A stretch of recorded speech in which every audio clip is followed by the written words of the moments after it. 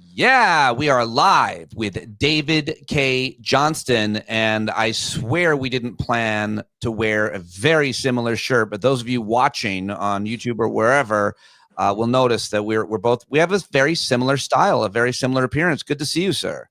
Beards and all, but I'm not bald. Oh I'm wow, getting there. is a real disparity in our, in our images. Yeah, that's a good point. It's great to see you. Thank you for doing this. I know you're always very busy. I appreciate your time and expertise as always. Haven't seen you since Farm Jam, and it's great to see you. Yep, that was fun. Yeah, we had a great time. Everybody loved that. We're still there, some of us in some ways. Lots to talk about. A lot has happened since then. That was early September, which means it was 10 years ago in news time, David. Yes, that's about right. Let's work our way backwards and take a look at this government shutdown, what it meant. You've covered these over and over. You've seen them. You know what they do. You know the inner workings of government really well. You obviously understand the politics. Was it worth it? Do you think Democrats caved? Do you think they won anything? What are your hot takes or quick thoughts on the shutdown and how it's ended? Well, there's an awful lot being posted today that the Democrats caved. I'm not sure that's the way to look at this. So start thinking about it not as 10 Democrats and independents decided to go with the Republicans, which overcomes the filibuster problem. What if Schumer had said, I want all Democrats and the independents who caucus with us to move together? And if you do that, you begin to see this in a little bit different light. There's no way that the Trumpublicans were ever going to vote to extend the tax credits for poor people. They want to take health care away from 17 million Americans. And if you have any doubts about that, look at what Trump did Friday night on Truth Social. He ordered states, particularly Tony Evers, the governor of Wisconsin, who's a Democrat, to stop providing full SNAP benefits by having the state fill in for the delayed federal money. Cruelty is a fundamental feature of the Trump administration, and the Republicans have gone along with this. So if you know they're never going to vote to provide subsidies for the poorest Americans to get health care, which means for a lot of people who were paying either nothing or maybe $200 a month, they're going to get a bill now of $400 or $800, or in one case I've seen $1,400 a month, which means they will go without health care. Then at some point, you want to get what they got, which is the promise of a vote in December on extending the tax credits for Obamacare. It'll be interesting to see if they actually get the vote. And this is an opportunity for the Democrats to thoroughly tag the Republicans with, you are a Sun King of France, Marie Antoinette administration who holds fancy parties Right. and withholds food. Let them eat cake. Both two people whose political analysis I really respect agree with you. They said it differently, but both Josh Marshall and Heather Cox Richardson said, I don't think we should be looking at it as Democrats caving, but see how much progress Democrats have made and leverage they've gained. They looked at it differently. My friend Bill Boyle, who I had on the show too, as well. So I'm really happy to hear that that's your analysis as well. Yeah, let me just add one other little point to this, and that is when they began cutting flights because the air traffic controllers who weren't being paid weren't showing up for work, that changed the dynamic because people who fly a lot, they have political voice. And you saw a huge shift in upset. This is damaging commerce. This is damaging people who have, in the view of some people, nothing to do with this fight, when I think it involves every one of us. But I think that the move to reduce air flights, when Trump could have said, no, we're going to send military air controllers to civilian airports. And everybody in the news missed that. I was kind of surprised. Why was nobody reporting that in the past, when we've had shortages, we send military air controllers to civilian airports? But that was, from the point of view of the Trumpublicans, a smart move to change the dynamic. And there were some indications that public opinion was beginning to shift away from the Democrats. So they needed, in my view, to act promptly and decisively. And now they have an opportunity. But of course, The Democrats have a long, well-established history of snatching defeat from the jaws of victory. Well, let's talk about by the way, I'm just seeing news breaking now that apparently the Speaker of the House, Mike Johnson, planning to swear in Rep-elect Adelita Grijalva before the government funding vote. That would mean I have to ask you about your thoughts on the distribution on the Epstein files. What is this? Is huge. Like, it's going to happen. What's going to happen, David? Talk to me. Well, once 218 members, a majority of the House, sign on to onto a discharge petition, the Epstein files are supposed to then begin the procedure of being made public. You can be sure that Donald Trump will do everything he can to delay this, to interfere with it. If and when photos are released that show Donald Trump or video in compromising positions with naked or half-naked underage girls, you know what he's going to say. Fake image, artificial intelligence. Yep. Without a doubt. But there's another aspect to this story. I don't understand why it hasn't been developed by my fellow journalists. When the FBI or any law enforcement agency conducts a search of your property and they take things, they're required to either return to you the originals, which they may need to keep for prosecution reasons, or to give you certified copies of the originals. So the Epstein estate should have the photographic and video evidence that Michael Wolff says exists, and that other evidence the young women in particular say exists. Why haven't the Democrats gone to the estate and said, what have you got? And if you don't have it, how about you sue for it and we'll raise money to pay the costs?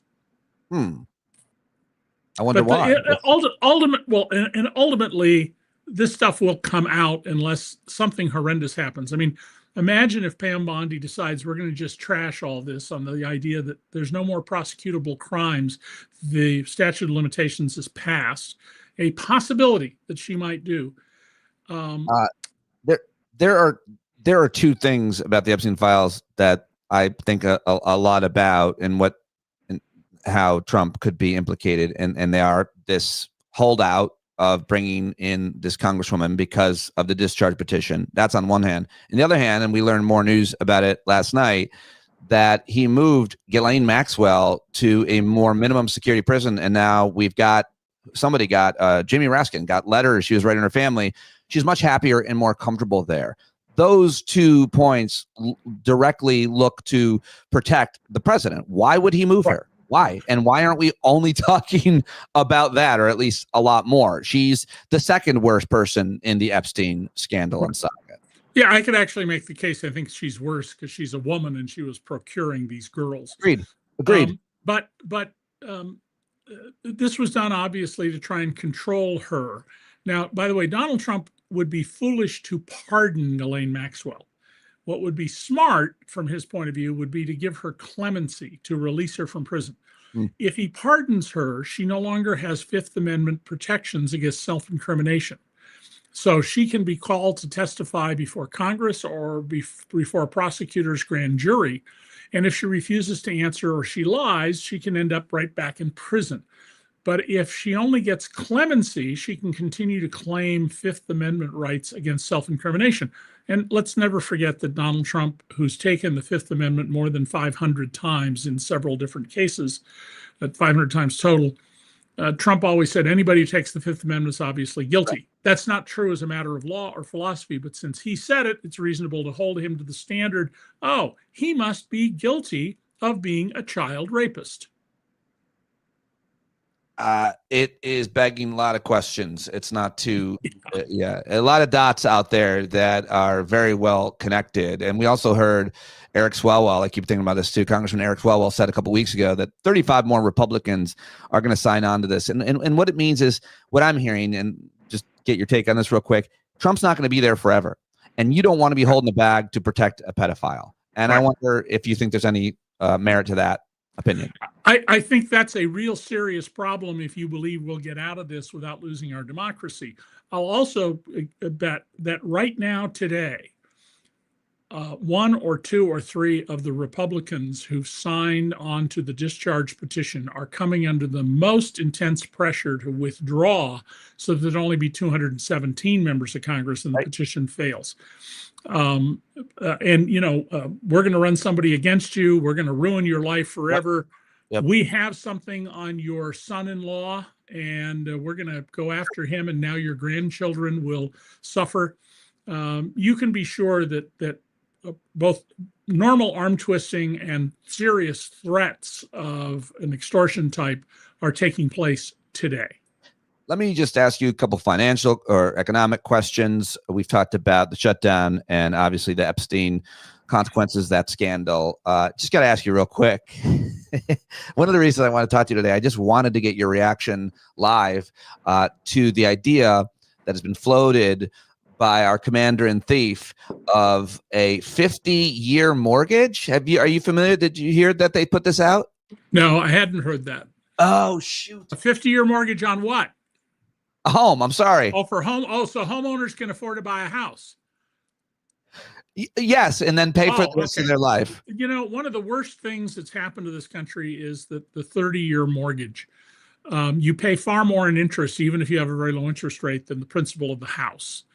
And if you are a homeowner with a mortgage, you want to do everything you can to pay that thing off as fast as you can. And by the way, 95% of homeowners are not eligible now under Trump's tax law to deduct the interest or the property taxes.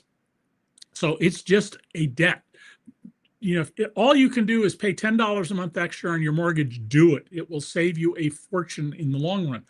But a 50-year mortgage is just another scheme to avoid dealing with the problem. And the real problem is we haven't built enough housing. That's something the federal government could help. The reason we got all that housing built during the boomer generation when I was a little kid was because of federal help. We had GI loans. We had California, this thing called CalVet loans. And we had subsidized mortgages for people. But 50 years just means you're going to be on the hamster wheel forever until you die instead of paying your house off. And for most people in America, the only significant asset they're going to own is their home. So you really want to get that paid off very quickly, just as fast as you can. And so any scheme to say, let's have longer term mortgages it's a scheme to make sure the bankers continue to collect revenue. And you continue to be on the hamster wheel until, you're ready to die. Also suggested giving out $2,000 check. Trump, do you hear about that? Yes, and Trump wants, of course, his name to be on the check. This at a time when the government is borrowing more than $1 trillion so that the billionaire class and the centimillionaire class can have tax cuts. Yeah. Here's a little thing to think about. We're going to spend over $7 trillion this year. The income tax, the individual income tax, only brings in about $2.5 trillion. So where's the rest of that coming from? Well, part of it's borrowing, and part of that borrowing is Social Security. When Social Security comes in, they take every dollar of it and use it to finance tax cuts for the richest Americans, building up the obligation that Congress eventually has to meet to Social Security beneficiaries. And as things stand now, somewhere around 2033 or 2034, people's Social Security benefits are going to be cut by a third, round numbers. There's no reason for this. It's because of two things. When Ronald Reagan changed Social Security and raised everybody's taxes and made people like me pay in advance for our benefits by charging more than the cost, and therefore reduced our ability to save, he said that 90% of wages should be subject to Social Security. Well, only about 80% are. So if we just raised it to the 90% level and had kept it there all these years, Social Security would be fine. But there's another way to think about this. You pay the Medicare tax, 1.45% for most people, on every dollar you earn, and your employer puts up 1.45%, so it's 2.9. If you make over, I think it's about $300,000 a year, you pay a higher tax, 2.25% in round numbers. It goes to the top. So we have several hundred people in this country every year who are paid more than $100 million for their labor for a single year. They pay on every dollar. Well, let's raise Social Security taxes to cover every single dollar of compensation. And if we did that, we could raise the minimum Social Security benefit, there is no minimum now, to the equivalent of the minimum wage, which is in round numbers $16,000 a year, $15,000 a year. There are lots of people who get 3, 4, 5,000 a year in Social Security. They could suddenly get about $1,250 a month. Secondly, we wouldn't have to worry about running out of money. Well, your answers are so obvious. Getting policies like that passed is a lot harder, obviously. And as soon as that we're talking about policy and finance, and you can speak to all these issues as well as anybody in the country, really, I do want to get your take, your general broad take. Now talking about the next thing I want to discuss with you, the elections last week, your broad take on Mamdani and the whole DSA idea, Democratic Socialist. I'm trying to, in my conversations and everything that I post and talk about, I'm trying to move the Overton window, have a different conversation than in using terms like moderate Democrat or progressive or liberal or any of it. I like policy. I like talking about the ideas, and I love arguing about them. I'm not no expert on anything, but when it comes to the policy proposals that Mamdani has made for New York City, that Bernie Sanders has made, offered for the country, and many others, it's not radical to me. It's normal in Europe, and it's kind of like things that FDR suggested in the 1940s, I guess. Right. And so I wish we could talk about it in a way that didn't make it sound like ideas for free buses, which are a capitalist's dream in my mind, because now people have more money to spend and buy your bullshit as well as work longer hours for your bullshit. We could talk about childcare. We could talk about all these other ideas that to me are not radical. Other countries have them, obviously healthcare. How do you talk about, or how do you think we should talk about what it means to be a democratic socialist and these ideas that are being proposed by Mamdani and others? Well, I'm not big on labels, Pete. Right. I want to go back just for a second on one Social Security point, not to lose it. I'm sure some people heard what I said and went, oh, we're going to give $1 million a year check to somebody in Social Security. The higher your income, the less the benefits you get. It's a regressive payout. So we can cut it way down. But if the price is to pay Bill Gates when he's 65, $1 million a year in Social Security benefits, fine, if it helps poor people. So when on Mamdani's positions here, we already have about a half dozen cities that have free buses. Albuquerque is one of them, where one of my sons was an Albuquerque bus driver for a couple of years. So this is not a radical new idea. Many European cities like Amsterdam operate on essentially an honor system. You get on, you're supposed to tap on and off. New Zealand has that, but if you don't, unless there's a monitor there, nothing happens. And if we had free buses, it would probably mean somewhat fewer automobiles, especially if we ever adopted Michael Bloomberg's idea that Manhattan up to 59th or 96th, whichever street you want to pick, couldn't have private cars except for taxis and Ubers. Right. Traffic would flow better, commerce would improve. We just had free childcare in New Mexico, one of the poorer but blue states in the country. Now, anybody, regardless of income, can get free childcare, preschool. In Minnesota, they just voted, and I believe they passed, or I'm sorry, it was Colorado, to raise taxes on very wealthy people by a little bit to make sure that every school child gets 2 meals a day at school. And we should be thinking about what makes for a enduring society of healthy people who are not under stress all the time for economic reasons. The debate we're having about college and the cost of college is the totally wrong debate. The debate should be in the 21st century, which is unbelievably more complicated than the 20th century, where scientific knowledge is just exploding all over the world. Even with Trump cutting our investments in science to the bone, the rest of the world is moving ahead. How much education do you need? And if it's only 8th grade, I would say, okay, we make education free, no charge to the parents and the child up to 8th grade. If it's 20 years of education, the same rule should apply. What do you need? And one thing we could change would be college students who don't perform should be treated the way they were in the Vietnam War. I was in college at that time, and the students around me who, were going to college to not be drafted, but they didn't perform and didn't show up for class, they got thrown out. Colleges aren't doing that now, non-performers. They're because they don't want to lose all that tuition, I Sure. presume. But so with Mamdani, one of the things Mamdani wants is green groceries and healthy food everywhere in all 5 boroughs of New York City. Well, in Rochester, New York, where I live, 125 years ago, the city fathers treated healthy foods, green groceries, as a public utility.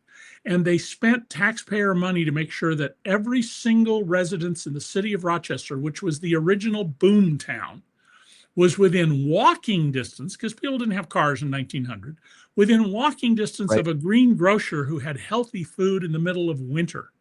So when you do that and you have people not going so often to fast food joints and bodegas, you're going to reduce diabetes, heart disease, excessive, morbidly obese, overweight. That will create a more productive workforce. That was the reasoning of the Rochester City Fathers 125 years ago. And so, let's talk about policies in terms of benefiting people. And let's get away from this crazy notion. I have on my Facebook page right now a collection of Fox News things somebody else put together of people saying with Mamdani's election, well, the rich are all going to leave the city. Yeah, right. They've said that every year since the beginning of human life. And it's just not true. Yeah, wealthy people leave and new ones come. Young people come and then they find someone. And once they have children, most of them leave. Great place to be young and single, not so great to raise children. That's New York. It's going to be that way forever. It's an escalator. You get to the top of the escalator, you step off and go to Florida if you want. By the way, the vast majority of people who identify as DSA or support these affordability policies are overwhelmingly Gen Z millennials. And it would be really helpful for, middle-aged and older congressmen, policymakers, and pundits to have a conversation with some of them. You're a college professor. You also understand policy, economics, and as you just mentioned, the history of economics in this country and plenty of others. These young people can't afford even what I could afford back in the early aughts before the crash, and certainly not what my parents could afford when it comes to, anything. The education, the home, the car, all of it is unaffordable. They're desperate for something else. These ideas are not radical. They're old in many ways, as you just referred. So I just wanted to mention listening to people would be helpful. Pete, when I was a young man, because college was free in California and I got a little bit of money as technically a war orphan, my dad was a 100% disabled veteran of World War II. I got a college education because it was free. In the state even required that all textbooks, any required, had to be in the library. So I didn't even buy textbooks. I saved money by going to the library and reading the books. If you're my grandsons who are between 20 and 34, you can't afford to buy a house. College tuition at a state college is incredibly expensive, except for a couple of places like New York and New Jersey, where they've set it up so it's almost free or free if you get good grades. You got to get good grades.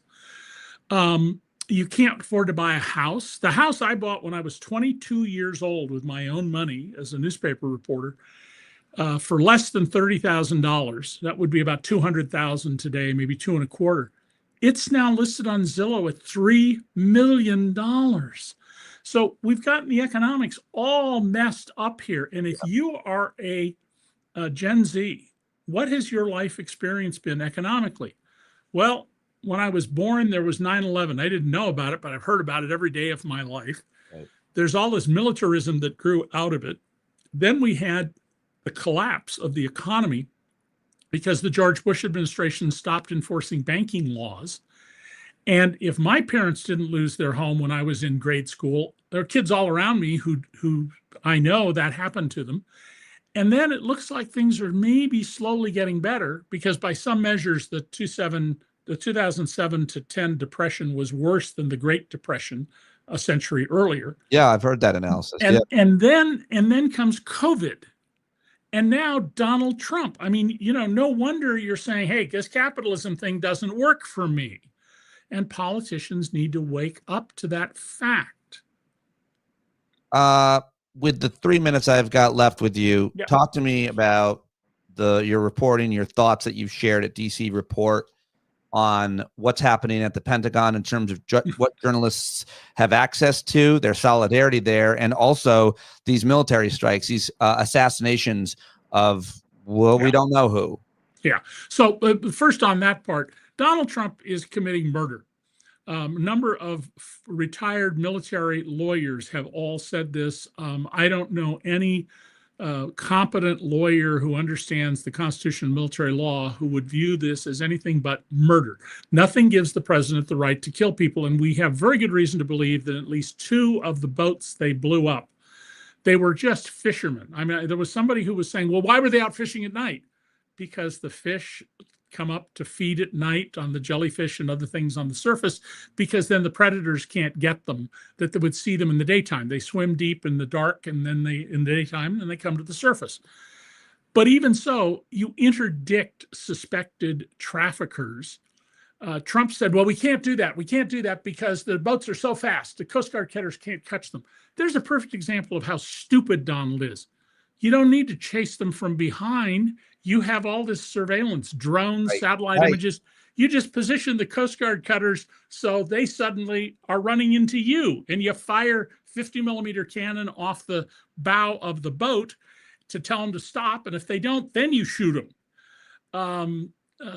But you're supposed to interdict, inspect if you find drugs, seize the contraband, and arrest the suspects. And seize the boat, by the way. It's worth money.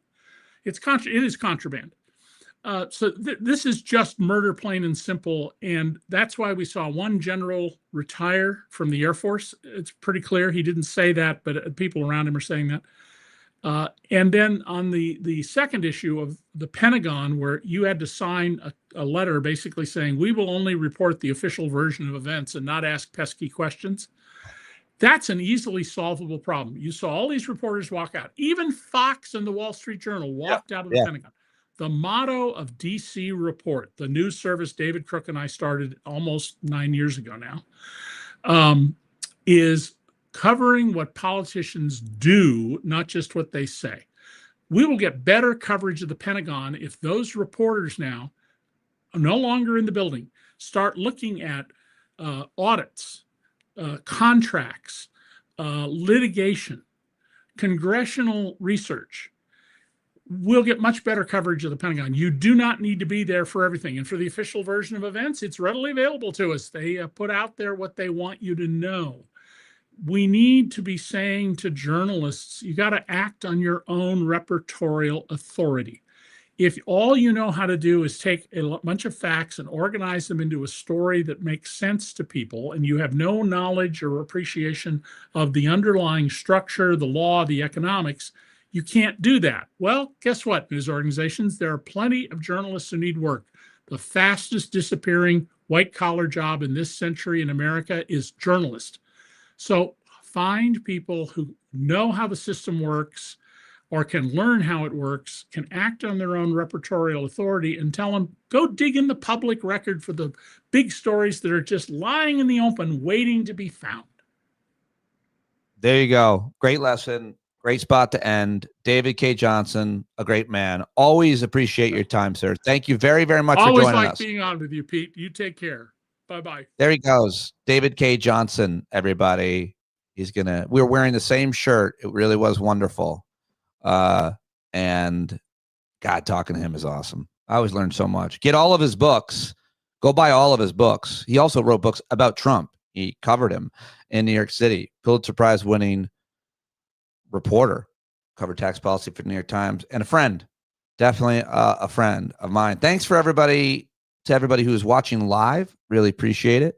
I am at patreon.com if you want to support my work so I can talk to these amazing people that I have been talking to, some cases for years, and amazing new people that often you suggest.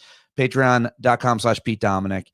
Can't do it without your support. Would be great to have some new subscribers and members. I'll be hosting a live hangout for everybody who is a paid subscriber. You'll get an email as you do, and there'll be a link. That's tonight at 8 p.m. We usually get 50, 60, 70 people, lots to talk about, and helps build our community, lets you know that you're not alone out here on Earth One, as I call it. And I'm real happy to have seen you today, and I hope to see you tonight. Thanks for joining us. Bye-bye.